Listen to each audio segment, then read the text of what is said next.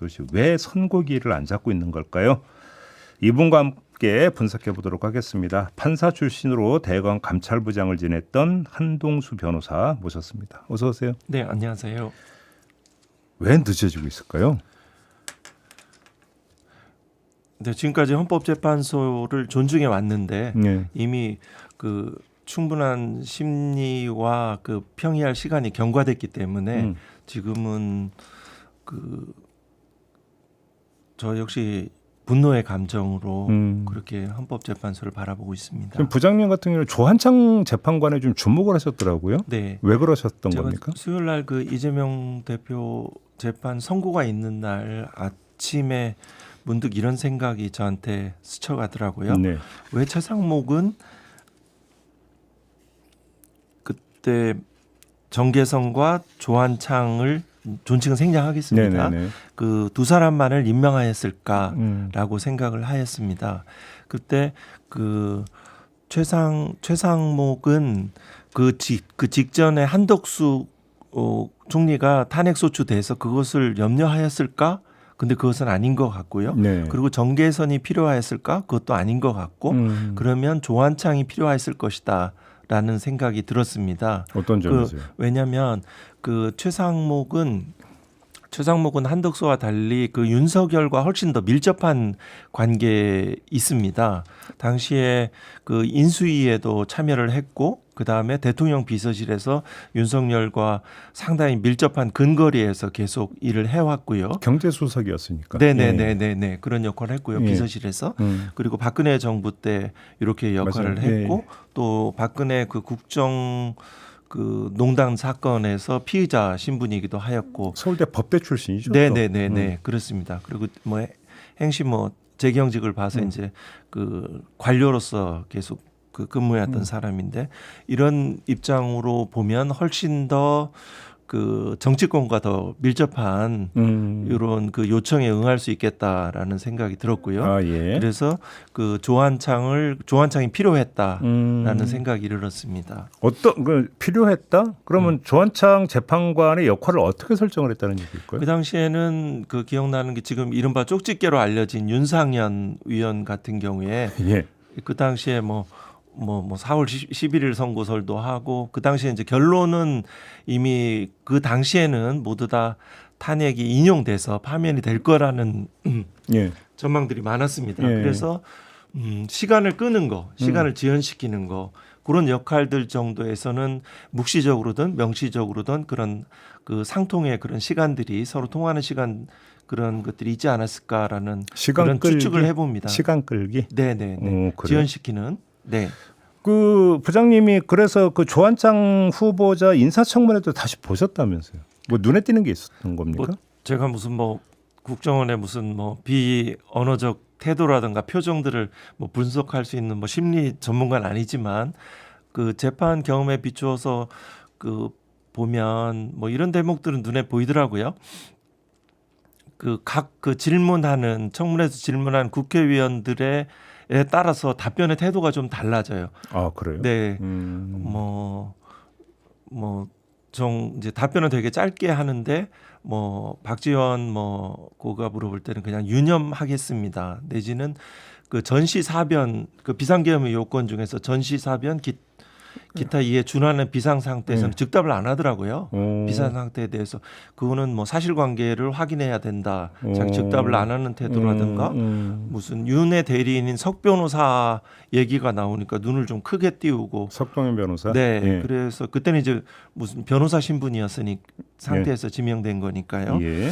이런 점에 비춰보면 좀 상황에 따라서 좀 변동이 되는 이런 측면이 있지 않을까. 그러니까 부장님의 말씀을 그 한마디로 종합 정리하면 조한창 재판관이 지금 헌재 내부에서 시간 끌기를 하고 있을 가능성이 있다 이런 말씀이시잖아요. 네, 지금까지 그 역할을 수행했고 예. 이제 지금은 더 이상 이제 어떤 결정의 시간들이 좀 온 것 같습니다. 근데 시간 끌기에도 방법이 여러 가지가 있을 수 있지 않습니까? 네, 그렇습니다. 기존의 그 헌법재판소에서는 개개 이제 그 헌법재판관 스스로 뭐랄까 그 의견들을 존중하는 그런 분이 그런 관계들이 뭐 관행적으로 형성돼 있어서 한 사람이라도 아직 평의 결론에 이르지 못했다, 이 쟁점을 검토하고 있다라면 실제로는 평의가 완결되지 못하는 네. 이러한 관행과 그런 업무 패턴들이 그 존속해 온 것은 사실인 것 같습니다. 그렇기 때문에 한 사람이 지금 예를 들어서 지금 강일원 전 헌법재판관이 있습니다. 박근혜 탄핵 주심이었던. 그래서 이 강일원 현재 변호사죠. 김현장 변호사인데 그 강일원 변호사 같은 경우에는 그 상당히 논리가 이론적인 부분이 강해서 여기가 이제 각하에 관한 논고들을 그 신문에도 보도가 됐고요. 이런 측면에 제기를 한 것 같습니다. 하나 좀 부기할 건 강일원 재판관은 그 박근혜 탄핵의 주심으로 기억하시는데 반면에 또 이런 특이한 이력이 있더라고요. 저도 근무할 때인데 윤석열 총장 시절에 대검 인권위원회 위원장을 했습니다. 예. 그래서 이제 검찰의 어떤 개량적인 보호막 역할을 하는 논리를 제공하는 그런 위원장을 맡았어요. 사진도 많이 보도도 되고 이랬는데 그러고 나서 이제 그 윤석열 정부 출범 후에 법무부의 어떤 소송 대리도 좀 하고 이래서 지금 현재로서는 그 각하 논리에 관해서 이론 제공을 했습니다. 잠깐 더 말씀드리면 그 각하 논리의 핵심은 뭐 현재로서 뭐 일사부재의 원칙에 반한다는 거는 뭐 특별하게 누구라도 이의를 제기할 수 없을 정도로 이유가 없고요. 그런데 다만 하나 남는 거는 그 내란죄, 형법상 내란죄를 그 철회했다라고 표현하더라고요. 철회가 아니고 소추 사유의 동일성은 유지하면서 거기에 대해서 적용 법조만 그 법률의 적용만 달리한 것이라고 보지 않고 소추 사실 자체를 철회한 것으로 보고 그러한 전제하에서 논리를 전개시키더라고요. 그리고 뭐 공수처에 수사권이 없는데 수사를 하였다는 등 내지는 피의자 신문 조서의 증거 능력 등 이런 쪽으로 막 확정을 하는 거죠.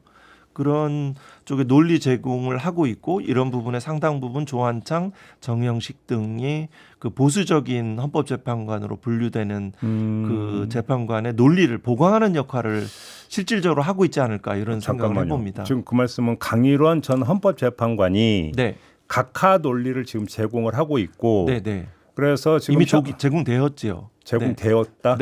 무슨 신문 칼럼 등의 형태로 제공됐습니다. 칼럼을 통해서 밝혔고 그거를 예를 들어서 그 조한창 재판관이나 정영식 재판관이 받아가지고 각하 의견을 내고 있는 거 아니냐 혹시 이 말씀이십니까? 그럴 가능성도 있는 거죠. 그러면 예를 들어서 한덕수 총리 그 탄핵 심판 선고를 할 때 그때 내란죄 한덕수 총리에 대해서 내란죄 부분을 했다가 뺐거든요. 그래서 이거에 대해서 헌재가 어떤 판단을 할 것인지가 언론이 상당히 주목거리였는데 아예 언급을 안 했단 말이에요. 그래서 이것도 결국은 각하 사유가 되지 않았던 것 아니냐. 언론 이런 분석이었는데. 저도 그 견해에 동의합니다. 한덕수 그 결정문을 봤는데 이미 그 내란 부분에 관해서는 그를 전제로 해서 저도 뭐 기본적으로 소추 사유의 동일성이 유지된다는 입장입니다. 그리고 가사 100%를 양보해서 소추 사유의 동일성이 인정된다 하지 않는다 하더라도 그 형법상 내란죄 부분을 판단을 해서 그거 하나 사유가 만약에 뭐 그것도 인정된다라고 보는 입장이지만 그 인정이 뭐 다른 견해를 취한다 하더라도 그런다 하더라도 그 파면을 인용하는 것이 맞다는 견해는 가지고 있는데요. 제가 질문드린 취지가 만약에 조한창, 정영식 두 재판관이 강일원 전 재판관의 각하 논리를 받아들여서 내업에서 그 주장을 하고 있다면 한덕수 총리 그 탄핵심판 선고 때도 역시 마찬가지로 논리를 피고 주장을 했고 각하 의견의 근거도 이걸로 됐어야 되는데 그 두 재판관은 오히려 이제 의결 정족수 문제 쪽으로 가지 않았습니까? 그 한덕수 사건은 이게 쟁점이 아니었습니다. 아니 왜냐하면 그 내란죄 부분을 뺀 건 또 있었거든요. 한덕수 총리 건 같은 경우. 그렇지만 이제 복수의 쟁점이라 하면 그 당시에는 이제 의결 종족수 이제 그거 하나 가지고 그 하나만 가지고 그렇다. 그리고 이제 거기서 김복형 재판관의 포지션은 이제 그 각하 사유가 아닌 것의 어떤 견해로 이제 분류가 된 거죠. 그 지금 보도를 보면 지금 겹치는 보도가 하나가 있습니다. 그 최근에 와서 평의 시간이 갈수록 짧아지고 있다. 뭐 30분밖에 안 한 적도 있고 1시간 한 적도 있다. 그러면 이게 무슨 의미를 갖고 있는 거냐? 이게 해석이 정반대로 지금 갈려서 보도가 됐는데 어떻게 분석을 하십니까?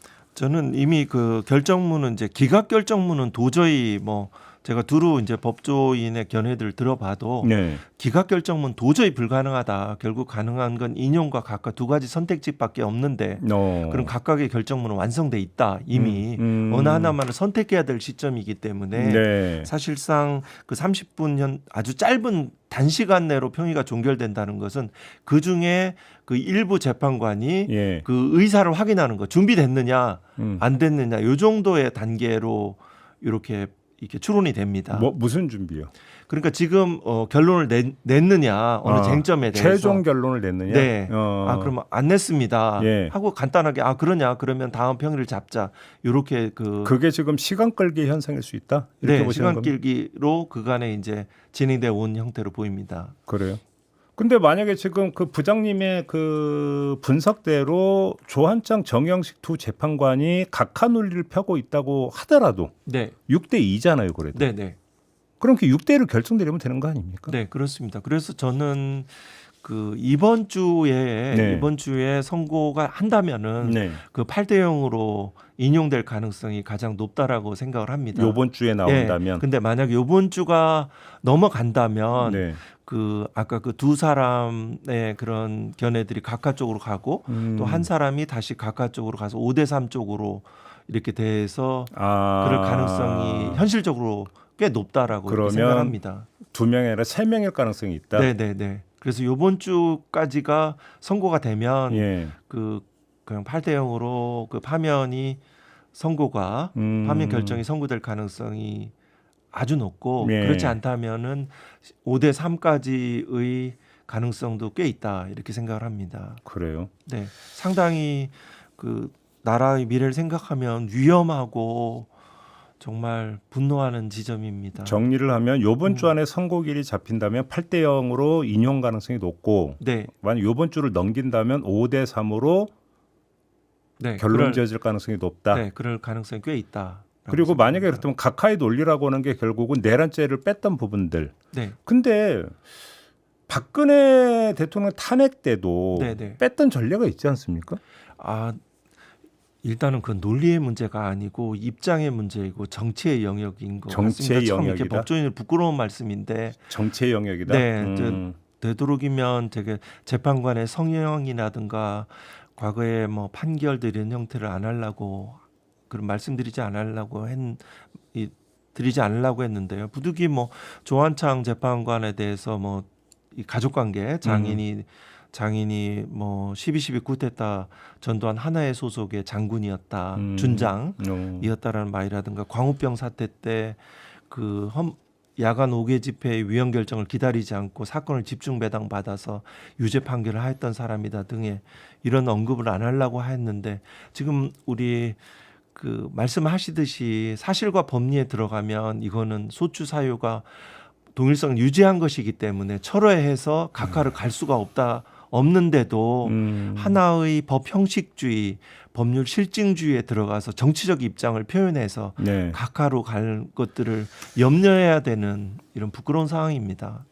그런데 물론 지금까지의 부장님의 분석은 말 그대로 어떤 그 개인적 성향이라든지 네. 관계라든지 이런 걸 가지고 미루어 짐작하는 것이지 팩트 영역은 아직은 아니에요. 그렇죠?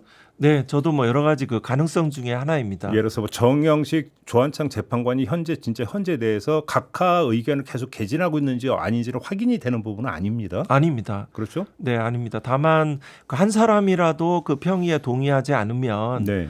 그 평의가 계속되어 온 것은 과거 헌법재판소의 그 업무 방식이었던 것은 사실이라고 알겠습니다. 됐습니다. 우원식 국회의장이 그 지난주 금요일에 마은혁 후보자의 임시 지위를 정하는 가처분 신청을 제기를 했어요. 네. 이건 어떻게 처리가 될 거고 어떤 의미를 갖고 있다고 보십니까? 뭐 충분히 뭐 국회의장으로서 이제 가처분 그 신청을 뭐 할 수 있고요. 네. 그런 부분에 대해서는 여러 가지 뭐 갑설과 을설에 또 있고 그분의 헌법재판소 판단이 있을 거라고 생각합니다. 네. 근데 일단은 그 지점에서 제가 한 가지 말씀드리고 싶은 거는 지금 마은혁 헌법재판관을 임명하지 않는 것은 최상목 권한 대행에 대해서 이미 위헌이라고 헌재 결정문이 나왔잖아요. 그렇죠. 그 타임에서 이거는 지금 나라가 이렇게 혼란스러운 거는 아주 극우 네. 그 극도로 정말 정상적인 보수 우파가 아닌 극우 세력들이 이 서부지법 난입 사태처럼 폭동화되고 또 아주 정치와 긴밀하게 유착되면서 그 활로를 찾기 시작한 그 일부 정광훈 그런 등의 어떤 종교 세력들이 너무나 과도하게 팽창되어 있잖아요. 그게 이제 윤석열 정부가 지지 기반이 취약하니까 이 뭐 이체 양명주로 대변되는 범죄의 이런 그 피의자 신분도 되고 특검들이 되니까 이런 부분과 유착하면서 법 질서가 무너지기 시작했다는 거죠. 상당 부분 무너졌다는 거죠. 그러면 최종 헌법 해석기관인 헌법재판소에서 마은혁 헌법재판관을 임명하지 않는 것이 위헌 위법하다라고 판단이 되었는데도 국가기관인 최상목 한덕수가 현재 하지 않고 있는 것은 고위공직자의 범죄이거든요. 직권남용 직무유기입니다. 여기서 그 수사를 할 수 있는 기관은 공수처입니다. 공수처장이 조금 더 용기를 내서 그 구속영장을 청구해서 체포를 해야 됩니다. 네. 이런 그림을 한번 그려보면서 질문을 드려볼게요. 네. 헌법재판소가 예를 들어서 오늘 네. 선고 일정 공지를 합니다. 수요일에 선고를 하겠다고 공지를 했어요. 네. 근데 그러면 한덕수 총리가 오늘부터 수요일 사이에 네. 갑자기 마은혁 후보자를 임명을 해버려요. 네. 네. 그럼 어떻게 됩니까? 뭐 이제 변론은 이제 종결된 상태이기 때문에요. 갱신 절차로 들어가지 네, 않아도 그럼 되는 변론을 재개해야지 이제 갱신을 해야 되기 때문에 예. 변론 종결 후에 이제 임명된 사람이기 때문에 그 과거에 이제 7인으로 그 심판 정족수라고 했던 것에 대해서 헌재가 한번 판결을 내린 적이 있습니다. 네네. 세 사람이 퇴임할 때 예. 그 7인으로 계속 돼야 된다는 것은 그 위헌이다라는 판단을 했습니다. 그때 이런 대목이 있습니다. 6인으로도 할 수 있다. 그리고 다만 그 한 사람이 그 퇴임하는 헌법재판관이 헌법재판관 구성원으로 추가됨으로 해서 사건의 향배에 영향을 미칠 정도면은 기다리는 것이 맞다라는 그 결정 이유가 있습니다. 그렇다면 이 한 사람이 들어와서 사건의 결론에 향배에 미친다라고 하면 마땅히 변론을 재개해서 갱신 절차를 받쳐서 근데? 이렇게 돼야 되겠지만 그 사람이 들어와서 한 사람이 마은혁 재판관이 추가로 임명된다 하여서 사건의 어떤 결론에 사건의 향배에 영향을 미치지 않는다면 그대로 이렇게 선고를 할 수 있다고 생각합니다. 이론적으로. 8대 0이라면 굳이 마은혁 재판관이 다시 그 참여를 해서 네네. 변론 재개하고 갱신 절차를 밟을 이유가 없고 네네. 근데 만약에 만에 하나라도 5대 3으로 현재 갈리고 있다면 네네. 결국 마은혁 재판관의 입장이 결정적인 것이 되어버리기 때문에 그렇죠. 그때는 그러면 선고를 미루고 선고 변론을 재개하는 거죠. 선고 변론 종결 이제 문을 닫았는데 심리를 닫았는데 그걸 다시 열어서 예. 새로운 헌법 재판관이 그 기존의 변론 경과들을 다시 한번 그 파악하고 심리하도록 하여서 다시 변론 종결 후 선고 절차를 거칩니다. 근데 거기에 부여된 시간이 얼마 안 되는 게 4월 18일이면 또 2명이 퇴임하잖아요. 네, 맞습니다. 임기 만료잖아요. 네. 네. 그런 현실적인 뭐 여러 가지 시간이 촉박합니다. 그 부장님이 그 문영배 재판관이 지금 헌법재판소장 대행이잖아요. 네. 그러면 재판장 고유 권한으로 선고일을 잡아도 된다. 네. 이런 말씀하셨어요? 네. 좀 풀어서 말씀해 주신다면. 그 기일을 지정하고 변경하는 권한은 예. 그 소송 절차를 주재하는 그 재판장의 고유한 권한입니다. 재량적 권한입니다. 이거는 헌법재판소법에도 준용하도록 되어 있는 그 민사소송법, 행정소송법, 형사소송법 공이 그 재판장의 일인의 그 권한입니다. 재량적 권한이기 때문에 물론 이제 과거에 뭐 전원의 뭐 의견을 좀 들어봐서 선고기를 잡았지만 일부 헌법재판관이 특별한 합리적인 사유 없이 선고기를 잡는 것을 반대한다, 지체한다 치면 본인이 뭐 다수의 의견을 듣든 아니면 혼자의 결정으로 선고기를 지정할 수가 네. 있습니다. 그러면 예를 들어서 뭐 이제 한 명이나 두 명이 저 아직 정리가 안 됐으니까 조금 시간 더 주세요. 네.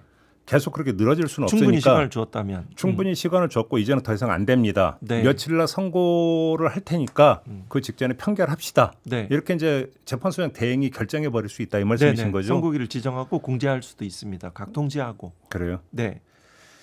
그럼 결국은 문양배 소장 대행의 역할이 상당히 중요하다고 봐야 되겠네요. 네, 재판장이니까요. 그러니까. 본인이 끝내 그 자기의 평의의 비밀을 그 존중한다는 원칙에서 지금 이대로 예를 들어서 그냥 4월 18일 이미선 재판관과 퇴임하면서 마지막 퇴임사의 우회적인 표현으로 나는 선고를 하려고 했는데 일부 재판관이 반대해서 선고가 안 됐다는 등의 그런 말조차도 되게 그거는 너무 만시지탄이고 늦죠. 지금 그러면 국민들하고 여러 가지 국회나 이런 데 적절하게 알 권리 차원에서라도 알려야 된다라고 생각을 합니다. 그러면 문양배 소장 대행이 그러면 자 선고일 며칠로 딱 정했으면 4월 4일입니다. 네. 딱 정해 버리면 네, 그동안 4월 예를 들어서 저 입장 아직 정리 안 됐는데요 했던 재판관도 네. 그날까지는 하고 입장을 정리해서 인용이든 각하든 밝혀야 된다 이렇게 되는 건가요? 그거는 이제 헌법재판관의 이제 그거는 자유 의사의 영역인 거죠. 그런데 그날 이제 끝내 자기 하면은 뭐 이런 사유는 서명 날인 불능으로 선고도 할 수 있고요. 어디 그러니까 변론 종결 당시의 심증이거든요. 그래서 만약에 서명 달인 불능으로 뭐 선고도 할 수 있고 서명 날인 거부로 선고도 할 수 있고 뭐 해외 출장으로 선고 불능하여 선고하고 이런 판결문들이 있거든요. 네. 마찬가지로 서명 날인 거부로 서명 날인 불능으로 이렇게 그럼, 선고도 가능은 합니다. 그럼 그 재판관은 아예 네. 참여를 안 하는 최종적으로 네. 이렇게 되는 겁니까? 네. 근데 재판소 이 결정문에 그 사람의 서명 날인은 없는 거죠. 네. 그런 형태로 선고도 가능합니다. 그러면 예를 들어서 6명의 재판관 6대 1로도 선고 가능하고 그죠. 끝내 서명 안 하겠다는 그러니까 사람이 쉽게 있으면 하면 만약에 2명이 서명을 안 한다면 6대 0으로 나올 수도 있다. 그렇게 되는 거겠죠. 그렇죠. 2명은 참여를 안 하는 거죠. 그렇죠. 별 반대 의견이 나와 있지 않은 상태로 선고 지금 가능하죠. 문양배 뭐 그렇게 할 수도 있고 또 한 번 선고기를 연기할 수도 있고 짧은 기일로. 그렇게. 네, 그거는 이제 뭐 재판 뭐 소장의 뭐 재량적인 기일지정권이죠. 문양배 이미선 두 재판관의 임기가 4월 18일까지잖아요. 네, 이때까지 선고를 못 해가지고 네, 이 사태가 장기화될 가능성도 지금 조금씩 얘기가 나오고 있는데 네. 현실화될 가능성이 된다고 보세요? 있다고 보세요? 그 요번 주에 지나면은 예. 요번 주까지 4월 4일까지 선고가 안 되면은 그럴 가능성이 꽤 높아진다라고. 오히려? 네, 네. 그래요? 네, 지금까지 우리가 예상할 수 없었던 사법 관료들, 행정 관료들의 이해할 수 없는 행동들이 있었잖아요. 그래요. 네, 구속 취소 즉시 항고하지 않는 거. 알겠습니다. 네, 그 대검 감찰부장으로 윤석열 당시 검찰총장과 함께 있었잖아요. 네. 윤석열 대통령 아시니까 좀 질문을 좀 드리고 싶은데 석방된 이후에 대외적 메시지를 최대한 자제하고 있거든요. 네, 네. 왜 그런다고 분석을 하세요? 지금 최대한 생존과 그 본인이 기각해서 더 나아가서 제2의 계엄령을 통해서 독재를 획칙하기 위한 가장 최상의 전술을 구사하고 있다라고 생각합니다. 아주 뭐 사람들이 흔히 얘기하듯이 무슨 우직 직진 성향으로 보기에는 너무나 복잡하고 어떤 이런 속내들이 검은 지점이 있습니다. 헌법재판소에도 계속 양복을 착용하고 이런 최상의 전술을 구사해 왔습니다. 헤어스타일링 받고 네, 예. 계속 최상의 전술을 구사해 왔고 지금 여전히 검찰을 장악하고 있습니다. 그래요. 네, 윤석열의 검찰입니다. 지지 세력들이 검찰과 극우 세력 그리고 정치화된 종교 세력들 이미 지금 여당은 거기에서 자기 목소리를 내지 못하고 있는 상황인 것 같습니다. 그러면 결국 이건 여야의 문제가 아닙니다. 탄핵이 인용이 안 될 거라고 지금 믿고 있다는 얘기가 좀 돌고 있던데. 그걸 위해서 최선을 지금 계속하고 있습니다. 윤석열 입장에서는 그래요? 언론 외부 세력과 긴밀히 소통하면서 그 검찰총장 재직 시에도 언론과 여러 가지 정치권과 긴밀하게 소통 연락하면서 대권을 향한 그러한 역할들을 계속 해왔습니다. 그러면 문재인 전 대통령 뭐 소환 조사한다, 뭐 통보했다 이런 보도 있잖아요. 네, 연결되어 있다고 보십니까? 네, 혹시? 네. 그때 이제 뭐 전주지검장, 그 박영진 지검장 등 이런 형태에서 검찰의 핵심적인 요거는 이제 그런 사건들은 그 검찰총장 차장 이런 수뇌부들하고 반드시 보고를 받고 지휘를 받거든요. 네. 그 연결돼서 그거는 결국은 윤석열의 검찰들이 여전히 윤석열을 위해서 정치적인 수사들을 계속 지속하고 있고 여기에 대해서 그 언론들이 네. 여기에 대해서 같이 편파적인 보도와 의도를 가진 보도를 하고 있다라고 생각을 합니다. 알겠습니다. 마무리를 좀 해야 되는데 아무튼 부장님 말씀을 종합 정리를 하면 이번 주 안에 선고일이 잡힌다면 8대 0일 것이고 네.